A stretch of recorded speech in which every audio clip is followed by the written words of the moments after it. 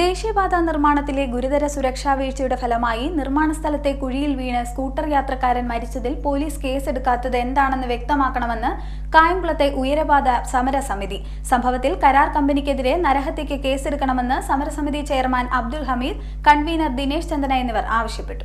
ദേശീയപാത നിർമ്മാണത്തിൽ അടിസ്ഥാന നിർദ്ദേശങ്ങളൊന്നും പാലിക്കാതെയുള്ള ഗുരുതര സുരക്ഷാ വീഴ്ചയുടെ ഫലമായി കായംകുളത്ത് നിർമ്മാണ സ്ഥലത്തെ കുഴിയിൽ വീണ് സ്കൂട്ടർ യാത്രക്കാരൻ മരിച്ച സംഭവത്തിൽ പോലീസ് എന്തുകൊണ്ട് കേസെടുക്കുന്നില്ല എന്നത് വ്യക്തമാക്കണമെന്ന് കായംകുളത്ത് ദേശീയപാത നവീകരണത്തിന്റെ ഭാഗമായി ഉയരപാത നിർമ്മിക്കണമെന്ന് ആവശ്യപ്പെട്ടുകൊണ്ട് പ്രക്ഷോഭം നടത്തുന്ന സമരസമിതിയുടെ ഭാരവാഹികൾ പറഞ്ഞു. നിർമ്മാണത്തിന്റെ തുടക്കം മുതൽ തന്നെ എല്ലാ സുരക്ഷയും ലംഘിക്കുന്നത് സമിതി ചൂണ്ടിക്കാട്ടിയിട്ടുണ്ട്. എന്നാൽ നടപടിയൊന്നും ഉണ്ടായിട്ടില്ല. ഈ സാഹചര്യത്തിൽ ഒരാൾ അപകടത്തിൽ മരിച്ചതിന്റെ പശ്ചാത്തലത്തിൽ കരാർ കമ്പനിക്കെതിരെ നരഹത്യയ്ക്ക് കേസെടുക്കണമെന്ന് സമരസമിതി ചെയർമാൻ അബ്ദുൽ ഹാമിദ്, കൺവീനർ ദിനേശ് ചന്ദ്ര എന്നിവർ പറഞ്ഞു. CDNet news, Kayamkulam.